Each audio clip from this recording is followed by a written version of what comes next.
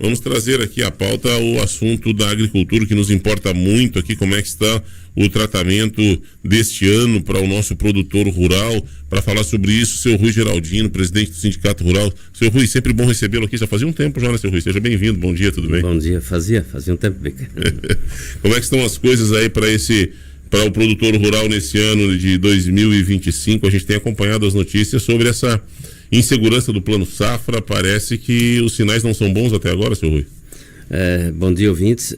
Bica, o que eu tenho para dizer é o seguinte, que o Plano Safra, quando se fala em Plano Safra, ele sempre é anunciado em junho, sempre no mês 6 do mês para o ano corrente e o ano seguinte. Então, nós temos ainda em uso do Plano Safra 2024-2025, que deveria ter recurso até junho de 2025, né?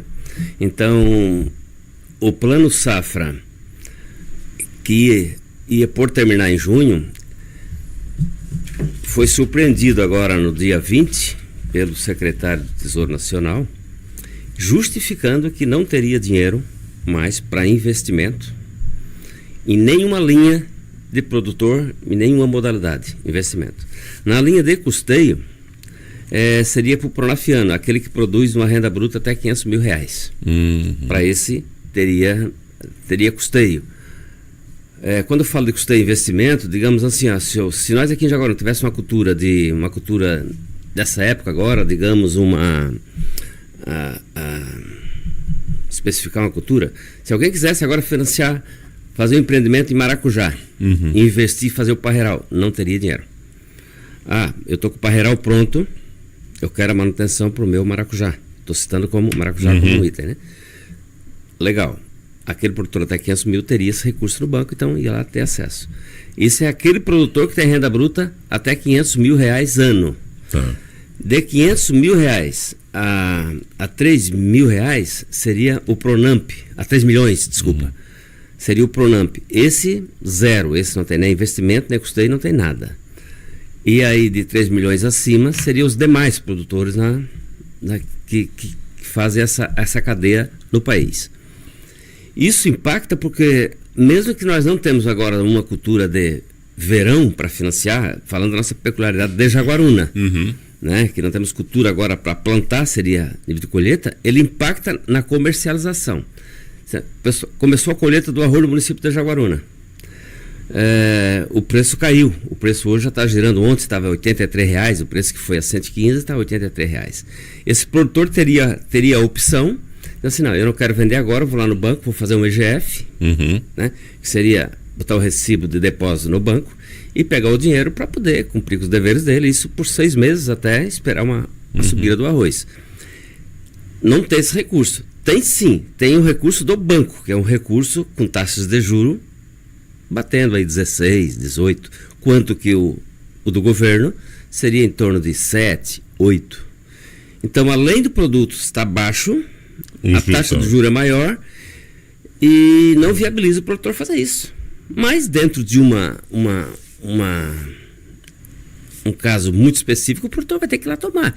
Então isso vai ficando caro, isso vai gerando custo, e isso lá na frente vai chegar na mesa do consumidor, sem sombra de dúvida. Não impacta no momento, mas vamos pensar no ano seguinte. Então o ano 2025, 2026, no nosso entender, já vai ser impactante na linha de alimentos, né? Porque os reflexos da agricultura ela não aparece na primeira safra, ela aparece sempre no ano seguinte. Então tem reflexo ruim. Mas assim, e só completando a justificativa do secretário, é que o orçamento de 2025 do governo federal não foi aprovado. Isso está tramitando no Congresso. Isso. E que o dinheiro acabou e teria responsabilidade fiscal. Mas a gente sabe, a gente do setor e todos os analistas do setor, que em função da taxa Selic, ali em mês de junho, o ano passado está ali na faixa de 10%, e agora em janeiro ela pulou para 13%, e isso, aquele recurso que o governo tem a responsabilidade de fazer a compensação, dar o aporte para o produtor, digamos, a taxa Selic estava 10%, o pronafiano ele tira a taxa de juros a 3%, a 4%, depende da modalidade da cultura, então ele tem esse subsídio.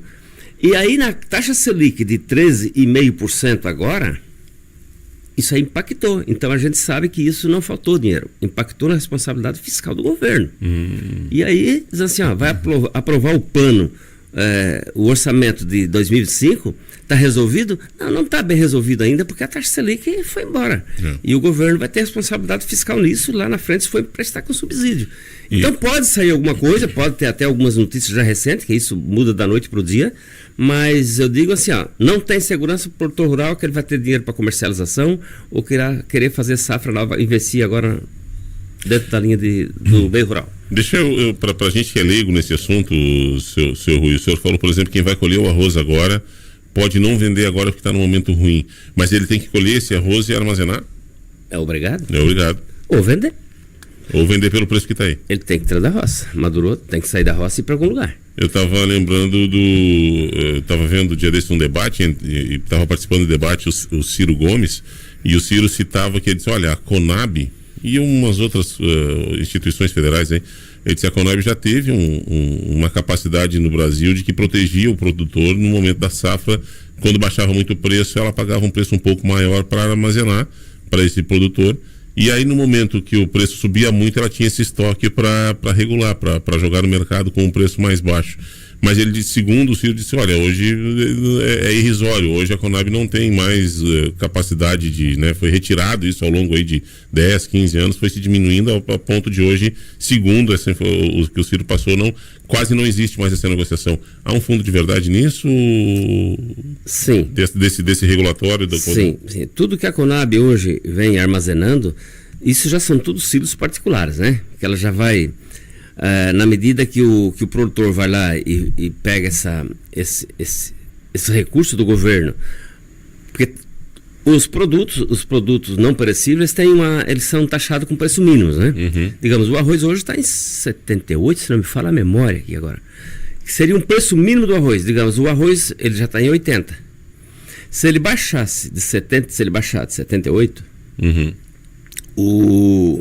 esse era o gatilho que o governo bancava. Então, assim, o produtor teria um teto, um piso de garantia do preço mínimo. Ele ia lá, jogava no silo, estocava, levava até o banco aquela cédula, pegava o dinheiro no valor do preço mínimo, embolsava, e dali para frente, se o preço não reagisse durante até o ciclo da comercialização, aquele arroz passava automaticamente a ser da Conab, aí onde ela gerava o estoque. Gerava o estoque dali para frente. Isso não aconteceu mais nos últimos anos, até porque os preços mínimos que é estabelecido pelo governo, eles já não foram reajustados à altura, e hoje, se tiver que o produtor entregar arroz pelo preço mínimo, ele está quebrado. Não paga safra. Não paga safra. Então, assim, e aí foi inviabilizando. Ou o governo puxa o preço mínimo para cima, para poder ter um piso de segurança para o produtor rural, que ele tenha um mínimo, uma garantia de não prejuízo, mas tirar custo, e aí esse produto passa a ser estoque do governo.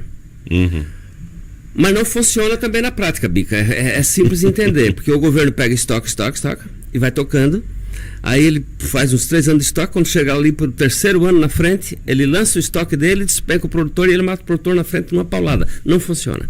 Ou seja, intervenção do governo no mercado não é o caminho. Não é o caminho. Mercado é mercado. Mercado tem que ser livre e tem que ser adequação de mercado. E aí esse mercado pega a cadeia inteira, né? O custo de produção, e aí vai, armazenamento. Então é todo um custo que o produtor tem que calcular. Mas vender para o governo não é um bom negócio, porque eu estou vendendo para a pessoa que lá na frente vai me atirar contra mim.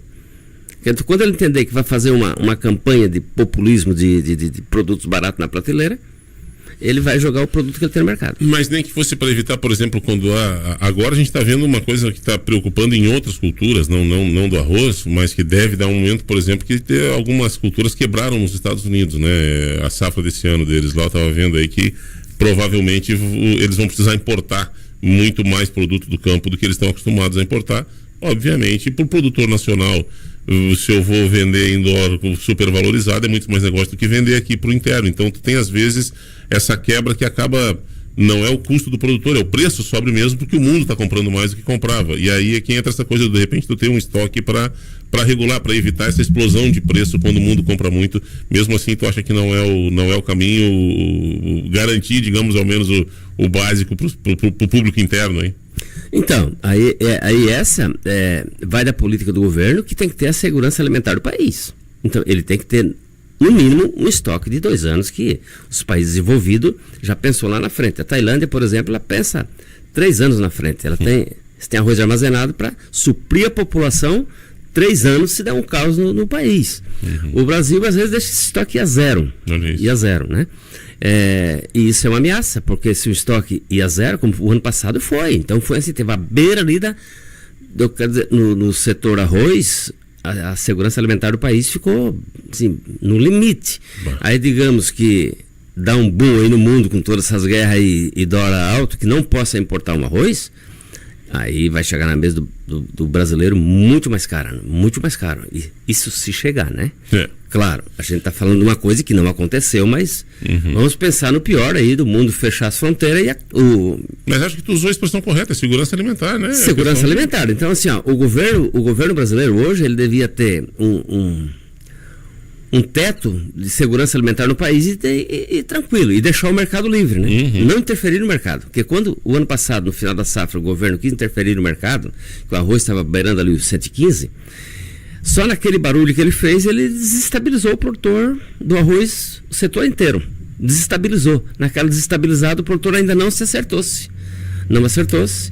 Mesmo assim, o Brasil ainda continua exportando alguma coisa, só que agora nessa safra nova, nesse tratado do Mercosul, já começa a entrar o arroz do Paraguai, do Uruguai, e isso impacta aqui dentro. Impacta. Principalmente agora com a caída do dólar, porque se o dólar tivesse... Que era um absurdo também, né? Que não é bom para ninguém, o dólar acima de 6 não é bom para ninguém. Mas naquele preço ali, o Uruguai e o Paraguai pegavam e já desovava direto para fora e não caía no Brasil. Mas nesse preço aqui já é cômodo eles jogar aqui pro Brasil, né? Na fronteira franca, então vem para cá. E por isso o preço já despencou de 100, 90, 85, 86, 83 e tá aí. O que seria, tu falou do teto, o piso, digamos, né? Não é o teto, ao contrário, o piso do governo, tu falou que está em 78. O que seria um piso justo hoje para o produtor não ter prejuízo, digamos, né? Para ter o lucro mínimo necessário para se manter no campo ali? Para desempate, teria que bater a casa dos 90. 90. Então hoje o preço já está prejudicando o produtor. Quem vendeu hoje está perdendo dinheiro. Já é péssimo. Se ele tinha alguma coisa na linha de investimento, ele já tem que ser tudo bem enxuto para não se... E aí vai depender muito da produtividade, que se você pega agora com esse clima e a sua produtividade começa a cair, então tem 2 pontas, né, que você tem que fazer o balanço.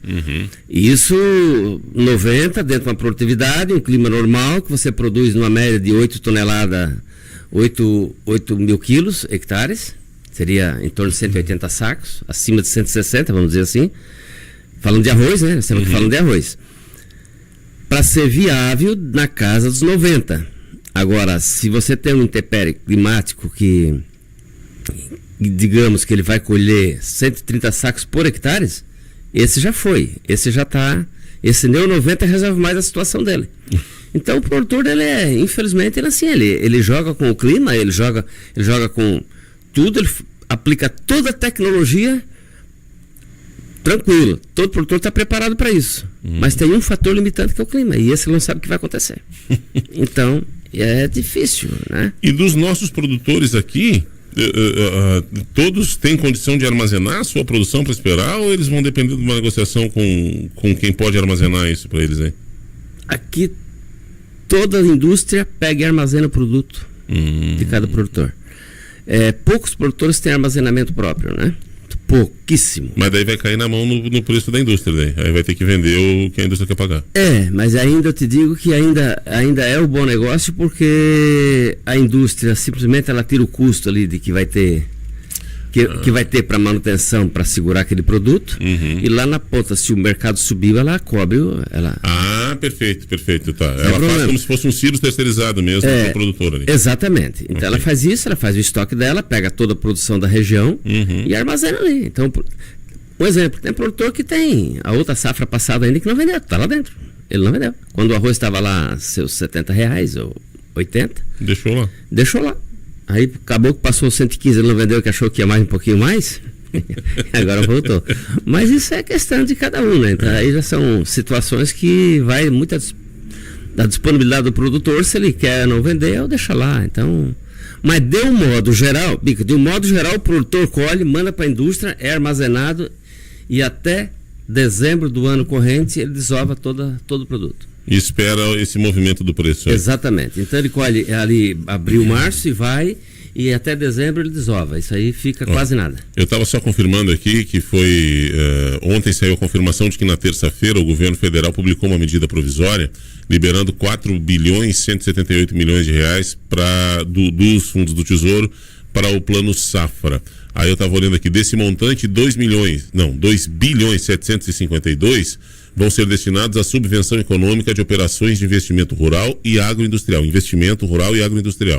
763 milhões, aí sim, milhões, são para subvenção econômica de operações de custeio agropecuário. E 17 milhões para equalização de operações de comercialização em linhas voltadas para médios e grandes produtores. Ainda 645 milhões são direcionados para a equalização de linhas de crédito para o Programa Nacional de Fornecimento da Agricultura Familiar, o PRONAF.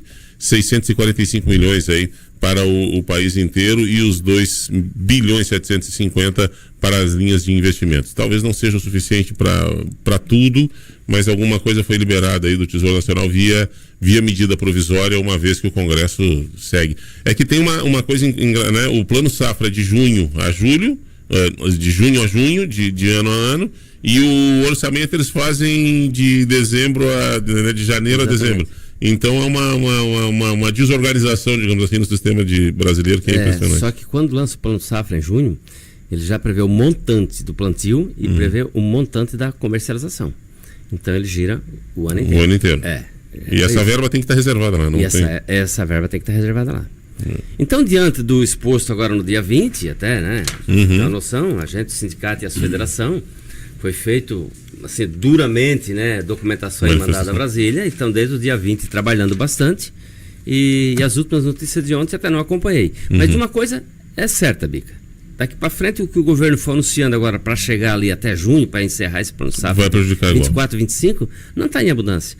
Eu até te digo isso com bastante segurança, que eu tive na agência do Banco do Brasil, para me inteirar bem do assunto, como é que estava. Eu assim, um produtor chega ali hoje, o que é que ele tem ali? O que é que tem? Merreca. É mais ou menos assim, pega a proposta e bota aqui e vamos botar na esteira. Não sabe quando sai. Essa é a grande verdade. Então, assim, trocando em miúdo esses anúncios, mas essa insegurança está nas agências, não tem dinheiro nas agências, não está autorizado, e cada produtor que precisa agora fazer um investimento, ele vai ter realmente, ou ele faz recurso próprio ou espera.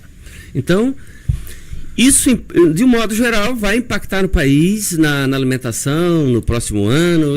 Essa conta alguém vai pagar, né? Ou diminui a produção e também... E aí o povo vai pagar igual, não tem? Então, de um modo geral, nós, setor do rural hoje, analisamos que o setor econômico está muito caótico, pensando